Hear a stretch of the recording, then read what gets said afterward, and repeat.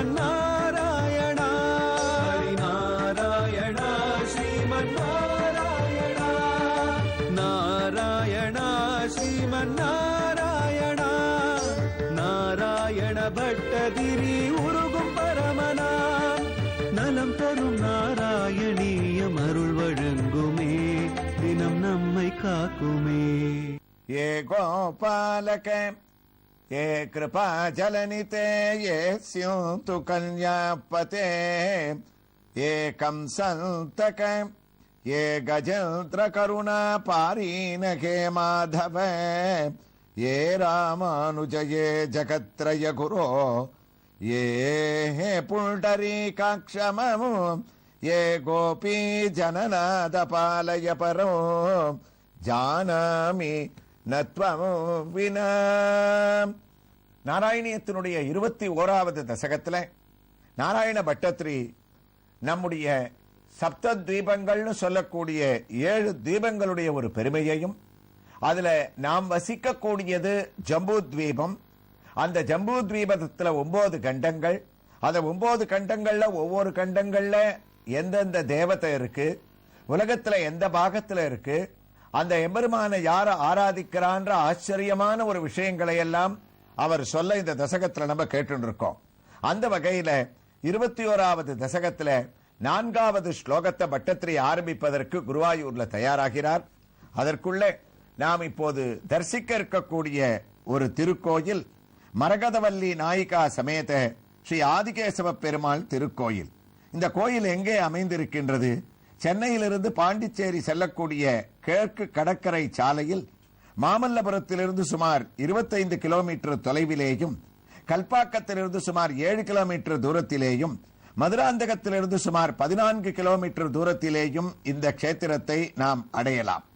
இதோ கூவத்தூர் கோயிலுக்கு அருகே நாம் வந்துவிட்டோம்.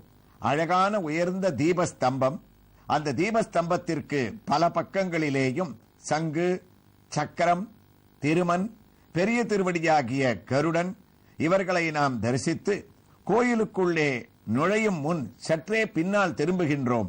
ஆகா, அழகாக பக்த ஆஞ்சநேயனுடைய சிறிய சன்னதி கோயிலை நோக்கி இங்கு அழகாக அமைந்திருக்கின்றது. ஆஞ்சநேயரை தரிசித்துவிட்டு நாம் கோயிலுக்குள் செல்லலாம் என்ற ஆஞ்சநேயனுடைய சன்னதிக்குள்ளே நுழைகின்றோம். ராமர் பட்டாபிஷேக திருக்கோலத்திலே இங்கு சன்னதிக்கு மேலே சீதை, லக்ஷ்மணன் சகிதமாக அழகாக சுதை வடிவத்திலே திருக்கோலத்தோடு நமக்கு காட்சியை அளிக்கின்றார். இதோ மூலமூர்த்தியாக ஆஞ்சநேய சுவாமியும் நமக்கு காட்சியை அளிக்க துவங்கிவிட்டார். நின்ற திருக்கோலத்திலே உயர்ந்த கிரீடத்தை தான் தரித்துக் கொண்டு அழகான கர்ணபத்திரங்கள் மிளிர திருமன் காப்புடன் இதோ அனுமான் பக்த ஆஞ்சநேயனாகவும் அஞ்சலி பத்தனாகவும் கையை கூப்பிக் கொண்டு நமக்கு காட்சியை அளிக்கின்றார்.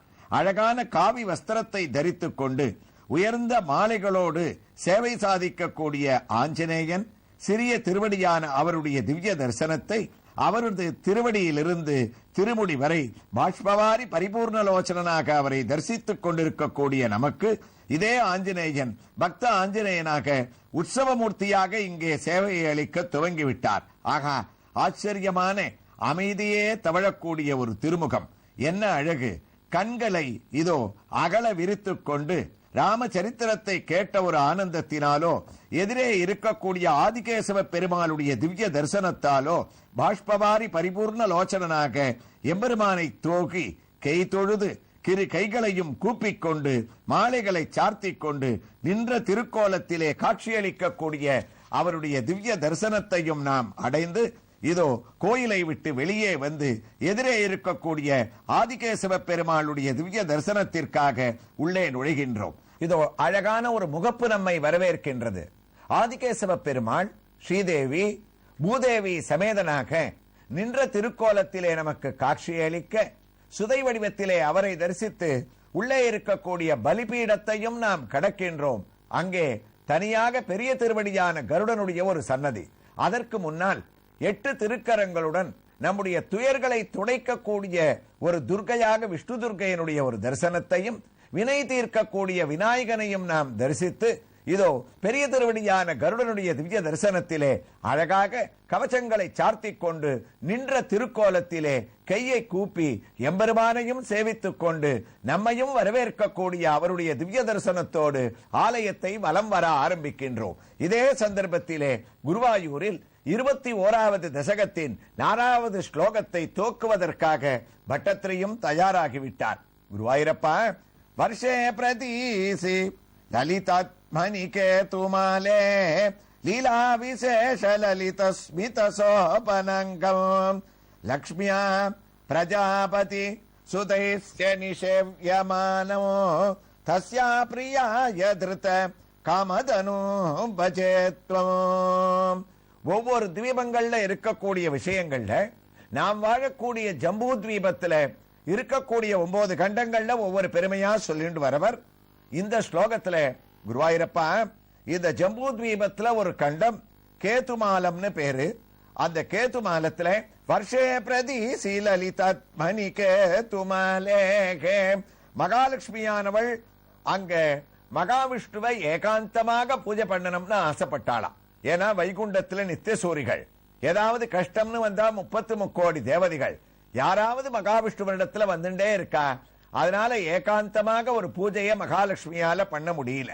அதனால தான் வைகுண்டத்தை விட்டு துறந்து இந்த கேதுமாலம்ன்ற இடத்துல வந்து குருவாயூரப்பா தங்களை மகாலட்சுமியானவள் ஏகாந்தமாக ஒத்தரும் இல்லாம பூஜிக்கின்றார். அப்ப எந்த ரூபத்துல பூஜிக்கிறான்னா சாட்சாத் மன்மதகான்னு ஸ்ரீ கிருஷ்ணனுக்கு பேரு. ஆச்சரியதோபி ஆச்சரியம், அழகுக்கு அழகு, காந்திக்கு காந்தி, ஒளிக்கு ஒளியை அளிக்கக்கூடிய குருவாயூரப்பா, உன்னை அதே அழகான ரூபத்துல மகாலட்சுமி ஆனவள் உன்னை ராத்திரி பகல் எல்லா தேவதைகளும் பூஜிக்க கூடிய அனைத்து சந்தர்ப்பங்கள் எல்லாரோடையும் தான் பூஜிக்கணும்னு நினைச்சவள் ஏகாந்தத்துல இங்க உட்கார்ந்து தேவதைகள் புடைசூழ தான் இருப்பதாக தன்னை ஒரு தியானம் பண்ணிண்டு வைகுண்ட ரூபத்தை இந்த கேது மாலத்திலேயே வரவழைச்சு உன்னை தியானம் பண்ணக்கூடிய அழகு இருக்கு. லக்ஷ்மி தேவியினுடைய அந்த பூஜை பண்ணக்கூடிய அழக நான் ரசிக்கிறேன்னு சொல்றார் பட்டத்திரி இந்த ஸ்லோகத்துல. மகாவிஷ்ணுவான நீயே மன்மதனுக்கு உண்டான அழகான இருக்க. ஆனா உன்னை பூஜிக்க கூடிய மகாலட்சுமி லக்ஷ்மியா பிரஜாபதி சுதைஸ்ய நிஷேவ்யமானோ தஸ்யா பிரியாய திருத காமதனு பஜேத்வம். காமதேனுவனுடைய ஒரு சொரூபமாக மகாவிஷ்ணுவான ஒண்ணு அவ தியானம் பண்ணக்கூடிய சமயத்துல லக்ஷ்மி தேவியினுடைய முகத்துல இருக்கக்கூடிய ஒரு மந்தகாசம், அந்த புன்சிரிப்பு எல்லாமே எங்களுக்கு சகலவிதமான ஒரு பாக்கியத்தையும் அளிக்கதேன்னு குருவாயூரப்பனிடத்துல சொல்றார். ஸ்ரீமத் பாகவதம் சொல்றது, மகாலட்சுமி இப்படி பூஜை பண்ணும் போது காமதேனுவா இருக்கக்கூடிய மகாவிஷ்ணுவை குறிச்சு ஒரு சோஸ்திரத்தை சொல்றாளாம். இந்த சோஸ்திரம் யார் காதுல விழுறதோ அவர்களுக்கு மகாலட்சுமியினுடைய ஐஸ்வர்யம் சர்வ கடாட்சமும் கிடைக்கும்ன்றது ஒரு பலனாக வந்து இந்த கேதுமாலத்தை பத்தி சொல்லக்கூடிய விஷயத்துல அடங்கி இருக்கிறதுன்றது நாம் பண்ண ஒரு பெரிய பாக்கியம். ஸ்ரீயோவிருதைஸ்த்வா ரிஷிகேஸ்வரம் ஸ்வதோ ஆராத்ய லோகே பதிமாசதேன்யம் தாசம்னதே வைர் பரியந்த்யபத்யம் பிரியம் தனாயும் ஸ்ரீயதோஸ்வதல்த்ராகா. பாகவத ஸ்லோகம். மகாலட்சுமி இந்த சோஸ்திரத்தை சொல்லிண்டே மகாவிஷ்ணுவான குருவாயூரப்பா உன்னை தியானம் பண்றாளாமே. அவ சொல்றது சோஸ்திரி பண்றதுக்காக, ஆனா அதை கேட்கச்சே நமக்கு என்ன பலன் கிடைக்கிறது பாகவதம். நல்ல பெண்கள் இந்த ஒரு ஸ்லோகத்தை கேட்கறதுனால ஒரு நல்ல பதியை அடைகிறார்கள். அதாவது கல்யாணம் ஆகாதவர்களுக்கு கல்யாணம் ஏற்பாடாது. அது மாத்திரம் இல்ல, கணவன் குடும்பம் குழந்தை அப்படின்னு குடும்பத்தோடு வாழ்பவர்களுக்கு கேதுமாலத்தில் இருக்கக்கூடிய மகாலட்சுமியினுடைய இந்த சிந்தனையை பெற்ற ஸ்லோகமானது காதல விழுந்தா அவர்களுடைய தனம் ஐஸ்வர்யம் குடும்பத்தினுடைய கௌரவம் எல்லாம் படிக்கப்படி உயர்ந்து லட்சுமி நாராயணனாக மனோபலத்தை கொடுத்து மகாவிஷ்ணுவானவர் அவர்களை காப்பாற்றுவார்னு இதுக்கு ஒரு பலனை கூட இந்த ஒரு நாராயணியத்துல வரக்கூடிய தசகத்துல ஒவ்வொரு ஸ்லோகத்துக்கும் ஒரு தனி பலன் இருக்கு. ஏன்னா ஒவ்வொரு தேவதையும் அந்தந்த கண்டத்துல நம்ம பார்த்துட்டே போறோம். அந்த விதத்துல இவ்வளவு பெரிய பலன்களை அளிக்கிறதுன்னு மகாலட்சுமி சோஸ்திரம் பண்ணிட்டு இருக்காளாம். இதையே செவ்வை சூடுவார் தமிழ்ல சொன்னார். ஏமமும் ஏர்த்தரும் வல்தின வனமுலை எழில் சேர் தாமவர் குழல் மலர் மகள் உவப்பொரு தழுவச் சேமமாறு தரு கேதுமாலத்தினில் திருமால் காமதேவல் என்று ஏத்திட கருணை செய்து உறைவன். மன்மதனுக்கும் மன்மதனான காமதேனுவாக அந்த இடத்துல மகாலட்சுமி பூஜிக்கிறாளாமேனு கேத்துமாலத்தை பத்தி இந்த கண்டத்தினுடைய வைபவங்களை எல்லாம் லட்சுமியா பிரஜாபதி சுதைஸ்ய நிஷேவ்யமானோ தஸ்யா பிரியா யத்ருத காமதனு பஜேத்வம் ஸ்லோகத்தை பூர்த்தி பண்றார். துவாம் பஜே குருவாயிரப்பா, எனக்கு இது போல நீங்க காட்சி கொடுக்கிறேன்னு குருவாயிரப்பான்னு முடிக்கலையா. மகாலட்சுமி பூஜிக்க கூடிய ஒரு காட்சி குருவாயூர் கஷேத்திரத்துல எனக்கும் இது ஏற்படுறதேன்னு முடிக்கக்கூடிய இந்த ஸ்லோகத்தினுடைய தமிழ் பாசுரத்தை நம்ம பார்த்தோம்னா, இலாவிருத்தம் தன்மேற்கில் கேதுமால கண்டத்தில் இன்பமிகலீலை செய்யும் குலாவலொரு புன்முறுவல் தன்னுடனே சோபிக்கும் அவயவங்கள் கொண்ட கோவே குலாவுகின்ற இலக்குமியால் பிரஜாபதியில் மயில்தர்களால் போற்றலுறும் பற்றி வாய்த்து உலாவி வரும் இலக்கிமியாய் மன்மதனின் உருவை ஏற்கும் கண்ணா உமை பணிந்தே அப்படின்னு இந்த ஒரு ஸ்லோகத்தை நாராயண பட்டத்திரி முடிச்சு 21வது தசகத்தினுடைய 5வது ஸ்லோகத்தை அடுத்த பரிணாமத்துல கம்பீரமாக ஆரம்பிக்கிறாராம். இங்க ரம்யகம் அப்படின்ற ஒரு கண்டம், அந்த கண்டத்துல சுவாமி எந்த உருவத்தோட மகாவிஷ்ணு இருக்காருன்னா மத்ஸ்யாவதார ரூபத்தோட மத்ஸ்ய ரூபமாக நமக்கு காட்சி அளிக்கிறார். அவரை யார் யாரெல்லாம் அங்க பூஜை பண்ணிட்டு இருக்கா, அந்த மத்ஸ்ய ரூபத்தை அவர்கள் வணங்கக்கூடிய இந்த ஸ்லோகத்தை கேட்கறதுனால 21வது தசகத்துல நமக்கு என்ன ஒரு பலன் ஏற்படுறதுன்னு பட்டத்திரி கம்பீரமா ஆரம்பிக்கிறார். குருவாயிரப்பா, ரம்யே பியுதுசி கலு ரம்யகனம் நிவர்ஷே தத் வர்ஷநாத மனுவர்ய சபர்யமானம் பக்தை கவத்சலமமத்சர கிருத்சுபல்தம் மத்ஸ்யாகிருத்யம் புவன நாதபஜே பவல்தம். ரம்யகம்ன்ற ஒரு வருஷம், அதாவது கண்டம். இந்த தசகத்துல ஜம்பூத்வீபத்தில் இருக்கக்கூடிய ஒவ்வொரு கண்டத்துல இருக்கக்கூடிய சுவாமியே கிட்டத்தட்ட நம்மள மனசால ஒரு யாத்திரை மாதிரி அழிச்சுட்டு போய் நாராயண பட்டத்திரி காமிச்சுட்டே போறார். பாகவதத்துல ஆயிரக்கணக்கான ஸ்லோகங்களை ஒவ்வொரு கண்டத்துக்கும் ஒவ்வொரு ஸ்லோகமா அழகா சுருக்கி சொல்றதுதான் நாராயணியத்துல பட்டத்திரியுடைய ஒரு கவித்துவத்தை காட்டுறது. இலாவிரதம்ன்ற ஒரு கண்டம் நடுவுல இருக்கு, அதை பத்தி எல்லாம் சொல்லியிருக்கோம். அதுக்கு வடக்கில் இருக்கிறது இந்த ரம்யகம்ன்ற ஒரு கண்டம்.